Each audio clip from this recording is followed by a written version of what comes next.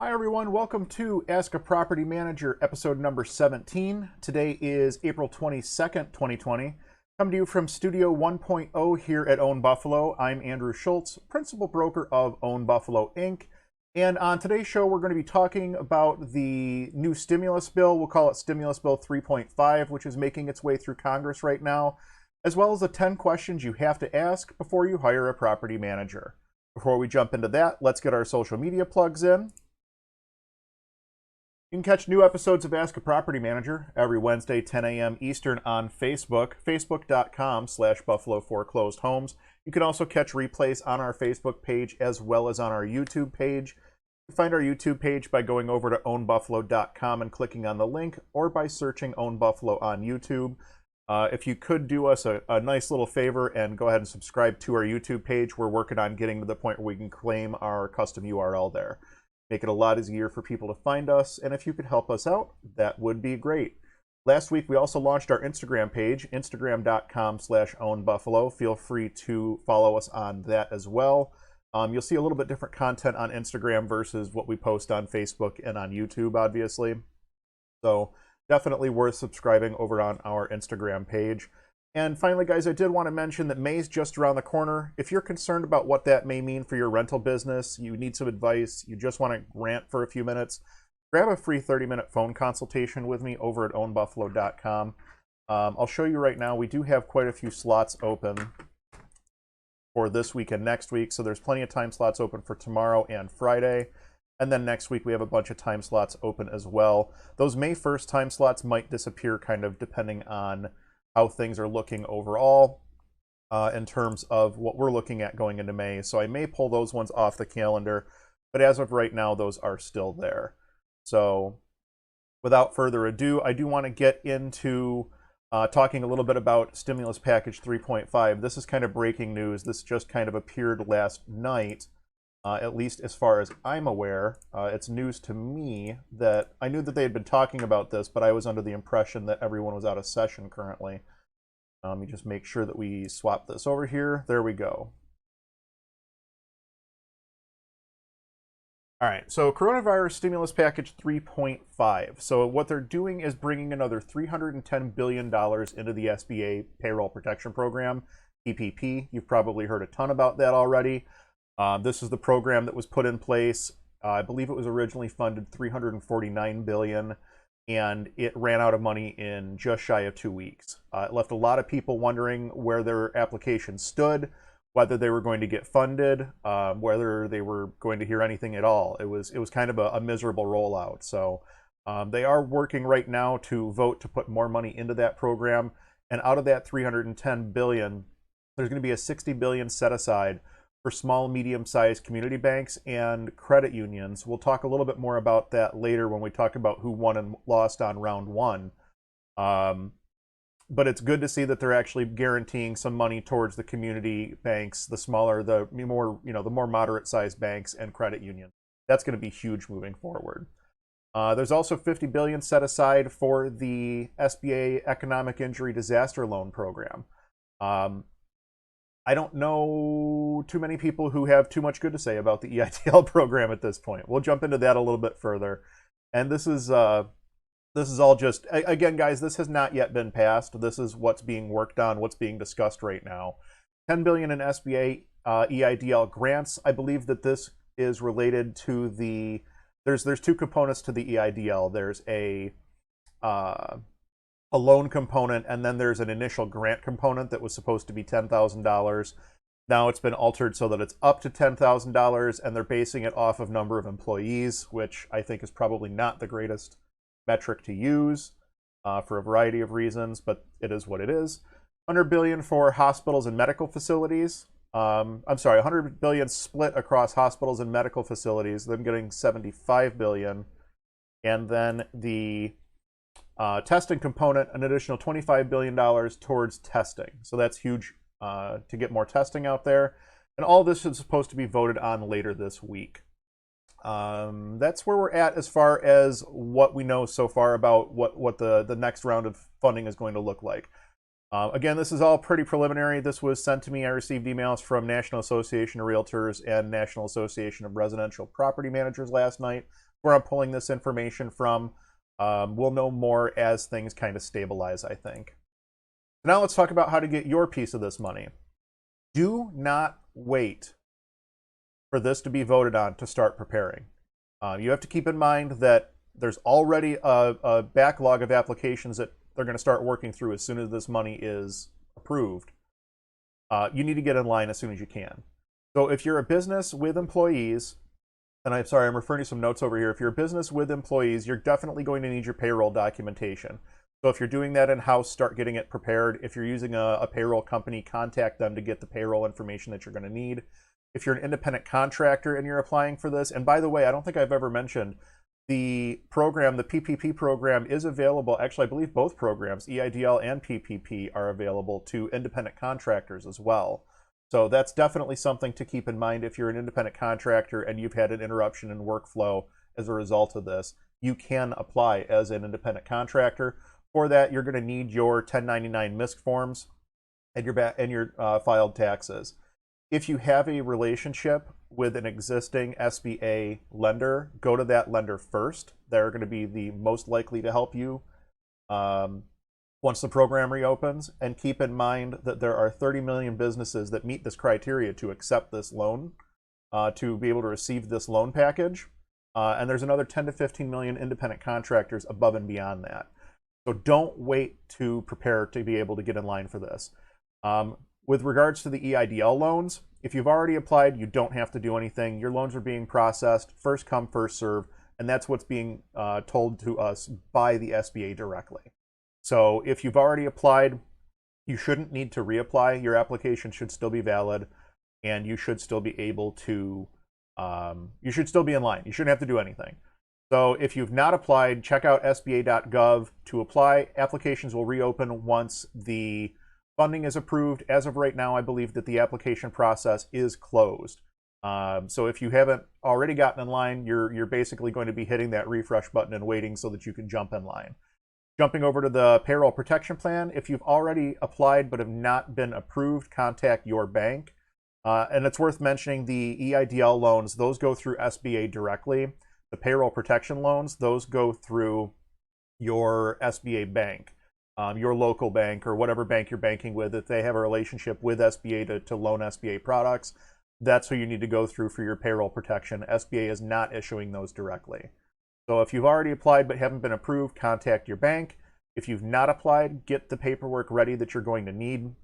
Talk to your bank and see if they have an application that you can fill out and have that documentation ready so that as soon as the funding is available, you're able to jump in line. Don't wait to prepare for this. I don't know how much more clearly I can say it. If the first round of funds went in under 2 weeks and there's still a backlog of applications, you've got to assume that this next round of funding is going to go almost just as quickly. So definitely be prepared, get in now, and be ready. So let's talk about who the big winners were in round one of this funding. And this is kind of the part of Ask a Property Manager where I get to go on a little bit of a rant. All of the names that you're seeing on your screen right now were recipients of payroll protection funds. So this is all PPP money. No one that I know of across a variety of different business sectors here locally in Western New York has received any EIDL money. I haven't heard of anybody who's received an EIDL loan in the Western New York. I know of a handful of people who have received payroll protection loans, but the numbers are, it's staggering. The number of people who are applying or who are in need of these funds versus the number of people who I know that have received them. Definitely a large gap there. So hopefully that can be addressed in round two. As far as who the big winners were in round one, you can see right off the top, Ruth's Chris Steakhouse, $20 million. The interesting thing about that is the maximum PPP loan was $10 million. Ruth's Chris applied under two different subsidiaries and were approved under both subsidiaries and wound up with $20 million. And there's other big names on here: Zag, J. Alexander's, Shake Shack. I believe Shake Shack has come out and publicly said that they're returning their funds. Potbelly, another bank. or I'm sorry, another restaurant. So there was a provision written into the PPP program that restaurateurs and hospitality companies of any size were able to apply, which is why you see these massive awards to not small businesses. I mean, it's the other thing is the PPP was supposed to be limited to companies 500 employees or less. 500 employees is not small business. This should have been like 50 employees, 100 employees or less. That's small business. 500 employees is not small business in my eyes. So I think that the criteria for the PPP program was not the best written. I'm hoping that some of the corporations that you're seeing on your screen right now have the common sense to, and look, if they need it, by all means, they should keep it. But I have a feeling that a lot of these corporations went for a quick money grab, and there's a lot of small businesses that could easily benefit from these funds. All of that being said, if you sit and add up all of the millions of dollars on your screen, it's still a very small fraction of the money that was awarded. So while, I don't think it's right that some of these companies got what they got, and I think that a lot of these companies should take a strong look at their balance sheets and say, do we really need this money, or can this be better spent in a true small business and not our corporation? And I hope that they're doing that.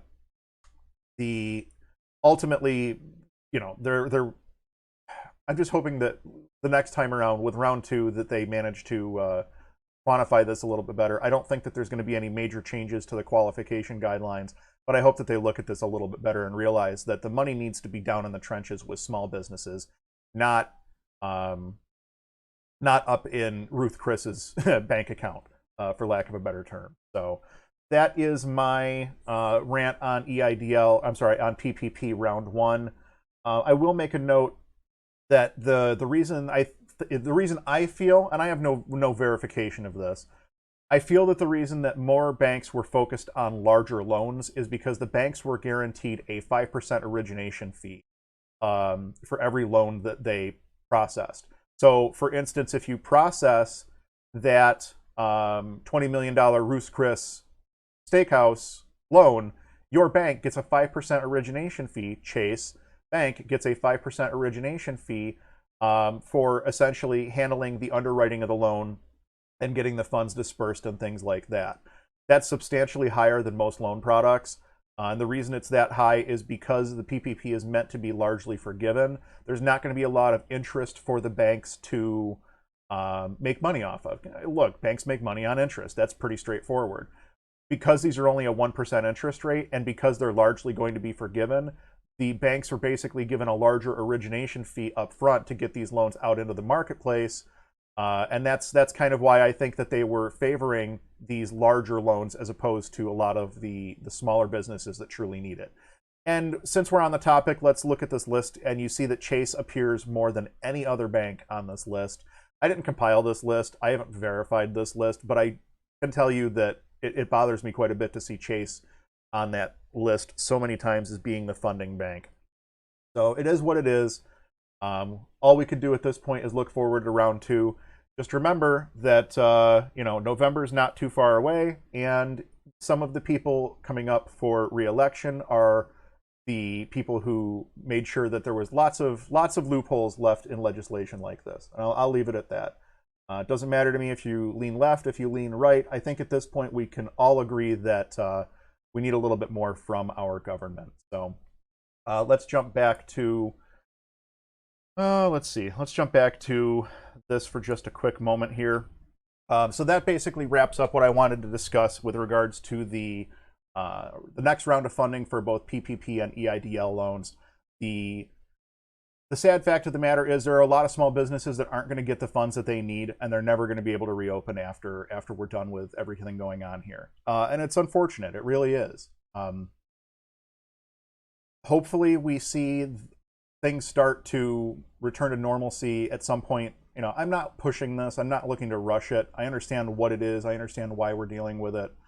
But my heart really does go out for all of these small businesses that I look around and I know just aren't going to be reopening. Like it's tough to drive down the street and see a restaurant that you've been going to for years and think to yourself, I'm probably never going to get the chicken parm that restaurant ever again. It's crushing. So that's my bit on that, I guess. So all of that being said, I do want to jump into our next section of the show, which is going to be the 10 questions you have to ask before you hire a property manager.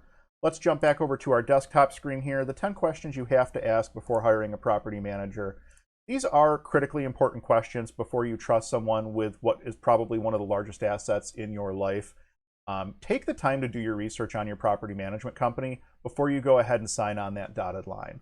So starting with question 1, are you a licensed property manager and do you have any certifications? In the state of New York, and guys, I'm going to be answering these questions kind of how we answer them here at Own Buffalo. So you're going to see that the basis of this is going to be like New York based.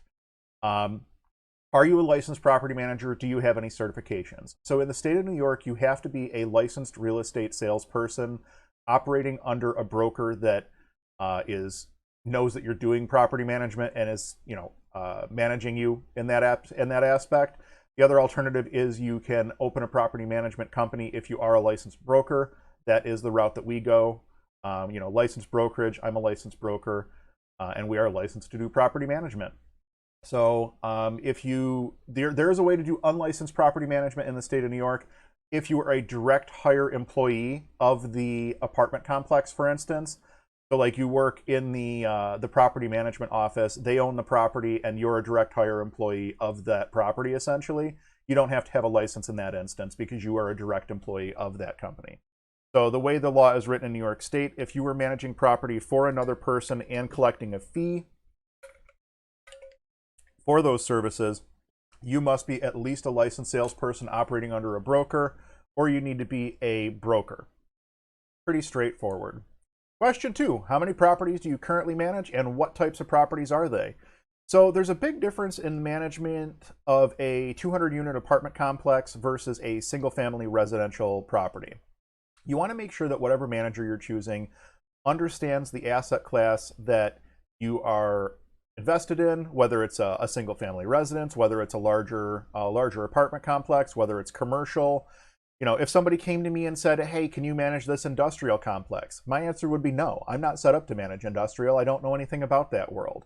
Residential, commercial, sure. Industrial, kind of outside my wheelhouse. I'm not going to put myself in a position where I'm not going to be able to service the client to the best of my ability. So understand not just what your property class is, but also what class of asset your property manager is most comfortable in managing. You will find managers that specify or that work specifically in like a single family residential management, or you'll find condo association management or commercial asset management, things like that. So there's a lot of different types of property out there. Make sure that you're choosing a manager that works in your asset class. What is your fee structure? Super important to know what you're going to get charged on a monthly basis. Typically, this will be multiple different fees that are kind of rolled into your management agreement. Base management fee is typically one of the first things that people look at. So understand what your base management fee is. Understand if there's a fee when there's no one in the building. So if you're not making any money on rent, do you still owe a management fee during that time? Do you get charged when the property manager places a new tenant? Do you get charged when the property manager coordinates a maintenance job? What other sorts of fees are attached to the management contract? So understanding the fee structure is critical to making sure that your property actually generates cash flow at the end of the day. You don't want to be working with a management company that is charging an exorbitant amount for maintenance or nickel and diming you on everything. That being said, keep in mind, property management is typically a fairly low margin business, and a lot of times the charges that you see are the charges that are required just to maintain your account. So keep that in mind. Work with your property manager to understand what the fee structure is before you sign on the dotted line. How do you send reports, and can I see a sample?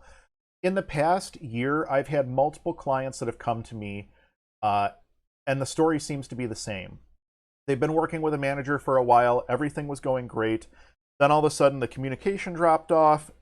They stopped getting monthly reports. They stopped getting wire transfers, and they can't seem to get a hold of their property manager. How do you send reports is a critical question. I want to know, as a property investor, I want to know if you're managing my asset, when am I going to see my monthly report, and when am I going to see my direct deposit every single month. For instance, here at Own Buffalo, we do my monthly reports are scheduled for the entire year before we even get into the year. So in December, I was scheduling my January through December 2020 accounting days, essentially. So I know when my end of month reports are coming out every single day between now and December 2020. And I can relay that information to our clients so that they know when to expect it. And we don't miss those dates. In the, I don't know, coming up on a little over 10 years now that I've been doing property management, I've not missed a date when it comes to end of month reports. So super critical to know when you're going to get your reports, when you're going to see your cash flow. If they don't have a good answer to that question, that's a good sign that you need to start looking at other managers. How are potential tenants screened? This is basically, I could do an entire class on this.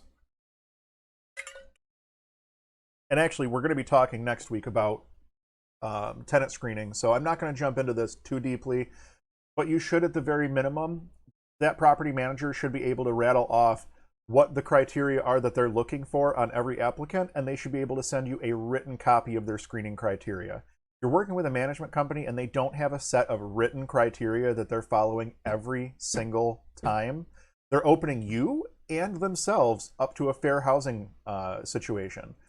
So if they don't screen every tenant the exact same way every single time, it opens up a door that somebody could try to walk through and go for a fair housing lawsuit. The easiest way to avoid that is to have a written set of criteria and follow it every single time. So that being said, we'll be talking a lot more about tenant screening partly next week, and then also going forward the following week as well. Question number 6, who handles the maintenance work? Is the maintenance handled in-house? Is it contracted to an outside firm? Is there a markup? Is it transparent? Do I get to see, this is what the labor costs, this is what the materials cost, or is it just a direct invoice and you pay it out? Do I have to put maintenance funds on hand? Do I have to leave maintenance funds on deposit such that the property manager can effect maintenance work without having to call me? Like, that's something that we do here at Own Buffalo. We have a maintenance reserve that our owners are required to keep funded at all times, so that if we have a hot water tank go out, blow out at I don't know, 3 in the afternoon on a Saturday, we have funds available to go out and effect that repair to get the tenant back to a stage where they have hot water as soon as possible. We don't have to go to the property owner and say, need funds to do the hot water tank and wait for a couple days for them to fund us and then schedule it and blah, blah, blah. We just carry a maintenance reserve. And then when the rents come in the following month, we replenish the maintenance reserve first, and then the remainder would go back out to the property owner. So it's important to know what the maintenance process is, as well as who's doing the maintenance work. How's rent collected? This is actually interesting to discuss in 2020 because there's so many different methods of rent collection. I mean, obviously, if you want to go old school, I'm going to go and pick up the rent from the tenant, which we don't do that. There's, checks, money orders, bank checks, all sorts of different paper formats, cash that you can use to collect rent. We're moved mostly to a digital platform at this point. The property management software that we use allows us to accept both credit debit cards, and tenants can also pay their rent directly with a routing and account number directly out of their bank account, which is convenient. The other option that we offer, which not a lot of people seem to take advantage of, which is kind of disappointing, but most of our tenants pay online, so it doesn't matter. The option is we actually are set up with a company called Pay Near Me, which allows our tenants to walk into any 7-Eleven, most 7-Elevens and CVS locations with a little barcode on their cell phone. They'll literally just hold up the barcode on their cell phone, and the cashier could scan it, and then they pay their rent. I think it's like a $4 fee, almost like making a utility payment. And we get an email right away that the rent payment has been made, and it automatically updates their ledger in our management software. It hits our account in like 3 to 5 business days thereafter. So that's pretty convenient. Good to know how the rent's being collected, because if you're running out to pick it up, that's a huge time sink. If you're constantly waiting for things to be mailed in, there's several days of delay there where you're not sure if the payment's actually in the mail or not. If you're in a position where you can move to some kind of digital rent collection, be it online bill pay, something with a property management software, something that gets you into the digital realm, that's really going to be your best bet. I will take a quick second and say, do not use PayPal to collect rent money. I'm going to say that again. Do not use PayPal to collect rent money. PayPal can and will, like I literally know people that this has happened to, can and will lock your account with thousands of dollars in it for an indeterminate amount of time while they do investigations and things like that. It's garbage. They're basically separating you from your cash. If you want to use something like that, Venmo, I mean, I haven't checked with these companies to see if they allow rent payments, but it seems to me as though PayPal is definitely not the route that you want to go. Maybe look into, I know that there's a management software called Cozy that I believe is free. I don't know if they offer the rent payments, the online rent payments for free as well. That might be something to look into if you're self-managing and want to offer an online rent payment solution. Do not use PayPal. You will have your funds held at some point. It could be months before you clear it up. Don't use PayPal.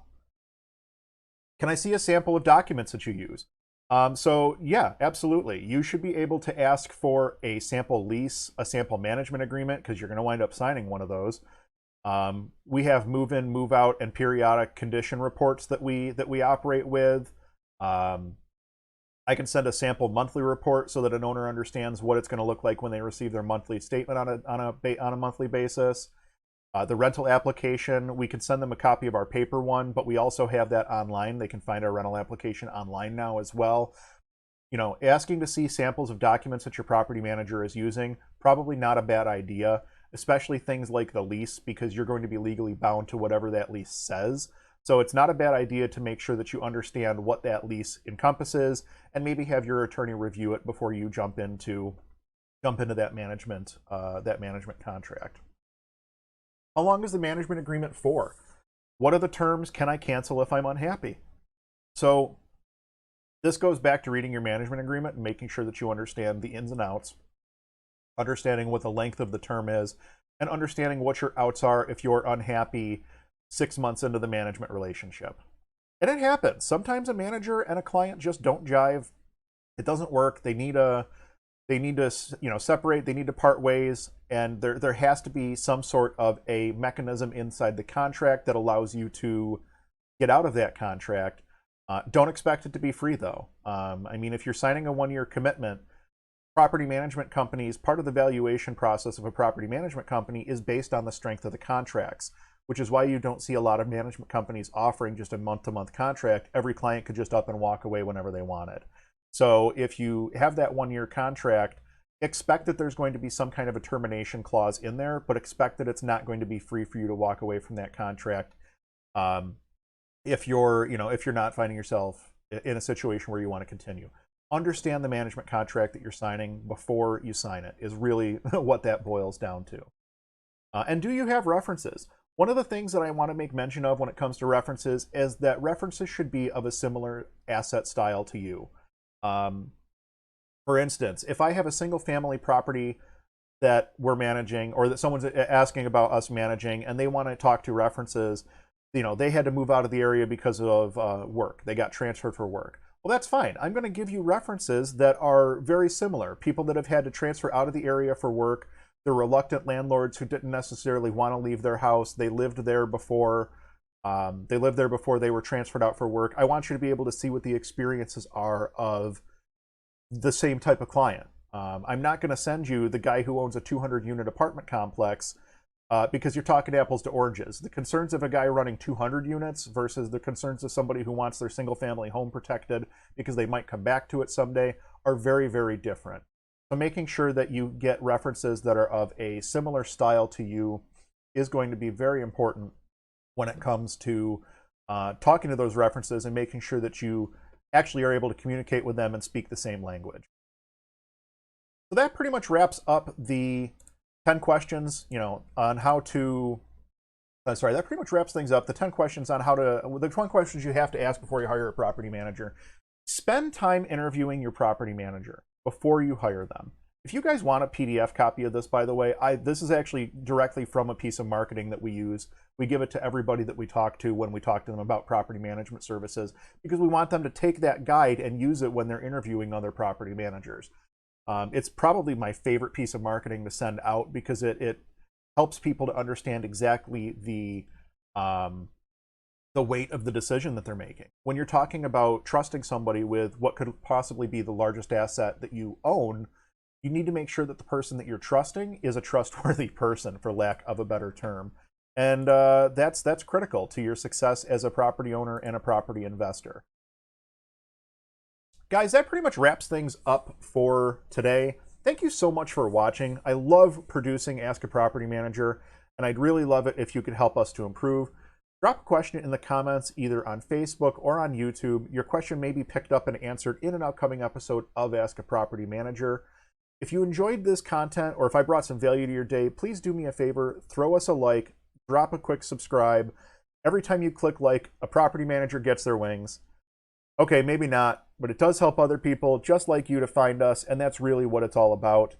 Facebook.com/Buffalo Foreclosed Homes. You can catch the new episodes of Ask a Property Manager there every single Wednesday at 10 a.m. Eastern. Follow us on Instagram. We just launched that last week, so we're looking for more followers over there. Instagram.com/OwnBuffalo. Always subscribe to our YouTube page by going to ownbuffalo.com, clicking on the link. You can also just search for Own Buffalo on YouTube. We're one of the first things that pops up. You can also see, if you search for Own Buffalo on YouTube, you'll also find out how to make buffalo wings. So there you go. I mean, if you need that experience, now you've got it. Last but not least, grab your free 30-minute phone consultation with me over at ownbuffalo.com. We're actually set up with Zoom calls now as well, so if you wanted to do a Zoom call as opposed to a phone call, no problem, we can do that as well. Guys, next week's episode, April 29th, 10 a.m. Eastern Standard. Topic is going to be Tenant Screening 101.